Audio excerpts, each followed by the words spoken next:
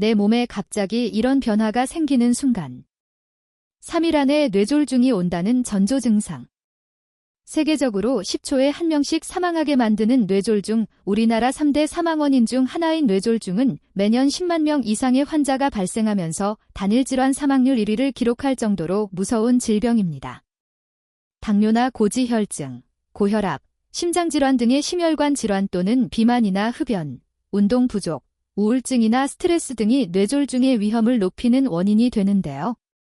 뇌졸중은 뇌 일부분에 혈액을 공급하는 혈관이 막히거나 터짐으로써 그 부분에 뇌가 손상되어 나타나는 것인데, 증상이 나타난 뒤 치료할 수 있는 골든타임이 매우 짧아 즉시 치료하지 않으면 혈관성 치매나 중풍 같은 심각한 후유증을 남길 수 있기 때문에 뇌졸중이 발생하기 전 전조 증상이 무엇인지 미리 알아두고 대처하는 것이 무엇보다 중요합니다. 뇌졸중의 전조 증상과 뇌졸중을 예방하는 음식에 대해서 알려드리겠습니다. 첫 번째는 기억 상실입니다. 뇌질환의 증상 중 하나인 기억 상실은 보통 음주 후에 발생하는 것이 아닌 일상에서 특정 시간 동안의 기억이 사라지는 증상을 말하는데, 같은 질문을 반복해서 하거나 시간과 장소를 혼동하는 경우 본인이 이 장소에 어떻게 왔는지 전혀 기억을 하지 못하거나 횡설수설 또는 계단을 오르락내리락 하는 등의 반복적인 행동을 나타내는 특징을 보입니다. 이러한 증상이 나타나면 대부분 치매를 의심하게 되지만 뇌졸중으로 인한 증상일 수 있어 절대 대수롭게 여겨서는 안 되고 즉시 병원을 찾아가 정확한 검진을 받아야 합니다. 두 번째는 발음과 언어장애입니다. 주로 언어를 담당하는 좌측 뇌부위에 뇌졸중이 발생하면 언어장애가 발생하게 되는데, 정신이 명료한데도 갑자기 말을 잘 못하거나 남의 말을 이해하지 못하는 등의 실어증 증상이 나타납니다.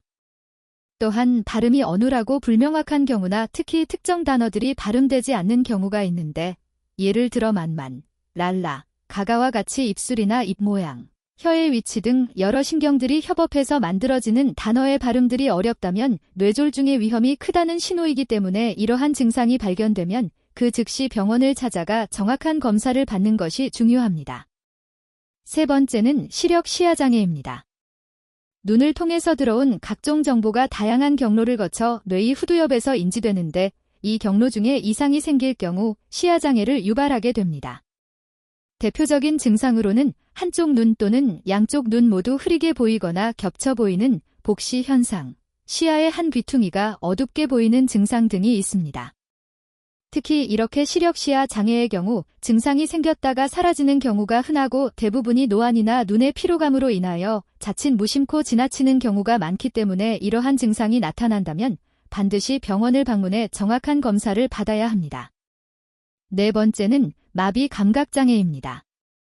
가장 흔한 뇌졸중 유형인 뇌경색에서는 뇌조직이 손상되어 영향을 받는 부위에 따라 다양한 마비 증상이 나타나는데, 일반적으로는 마비가 한쪽 몸통에만 나타나며 얼굴이나 팔, 다리 등의 일부분 또는 전신에서 증상이 나타납니다.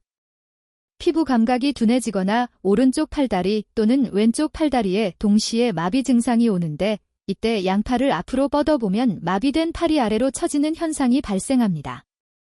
얼굴에서도 마비 증상이 나타나는데, 보통 우리가 아는 안면마비는 뇌에서 나오는 안면신경의 이상으로 발생하지만 뇌졸중에 의한 마비는 뇌 자체의 혈류장애로 인해 발생하는 것에서 차이가 있습니다. 두 가지를 쉽게 구별하는 방법으로는 바로 이마의 주름인데요. 안면마비의 경우 한쪽 얼굴 전체가 마비되어 이마의 주름을 잡을 수 없는 반면, 뇌졸중으로 인한 마비의 경우 눈 아래의 안면 근육이 마비되어 입이 돌아가면서 침을 흘리고 식사도 불편하지만 눈 위의 안면 근육은 정상이기 때문에 이마의 주름을 잡을 수 있는 것으로 구분됩니다. 또한 이 소리를 내었을 때 입꼬리가 처지면서 입이 한쪽으로 돌아가게 되는 경우도 있습니다. 이러한 증상이 나타난다면 즉시 병원을 방문해야 합니다. 다섯 번째는 어지럼증입니다.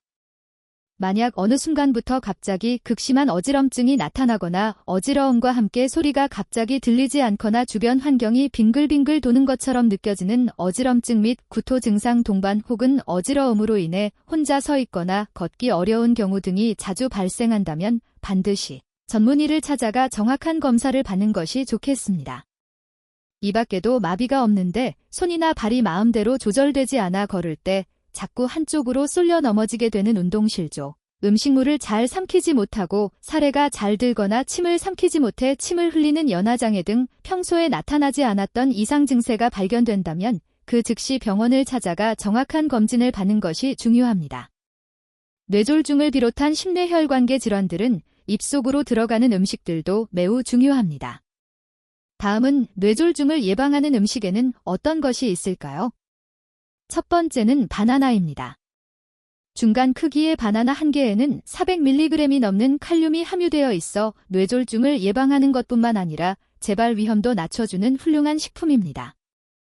뉴욕 알버트 아인슈타인 의과대학 연구팀은 50에서 79세 여성 9만여 명을 대상으로 칼륨 섭취량과 뇌졸중 발병의 상관관계를 분석해 했더니 칼륨이 풍부한 식품을 꾸준히 섭취한 여성은 그렇지 않은 여성보다 뇌졸중 발병률이 약 12% 감소한 것으로 나타났습니다.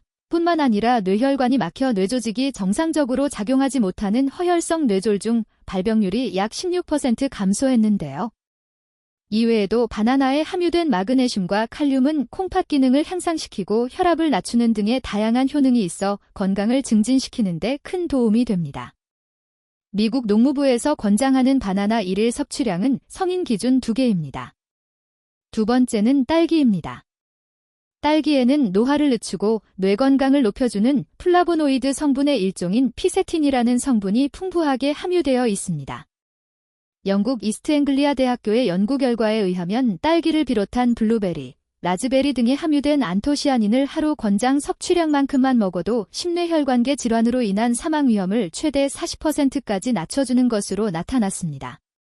특히 딸기 속의 메틸살리실산이라는 성분이 염증을 억제하는 소염과 진통작용을 하며 피로해소와 해독 작용에 도움을 주는 비타민C가 풍부하고 혈액순환에 도움이 되는 칼륨 철분이 많아 신경계를 안정화하는 효과가 있습니다.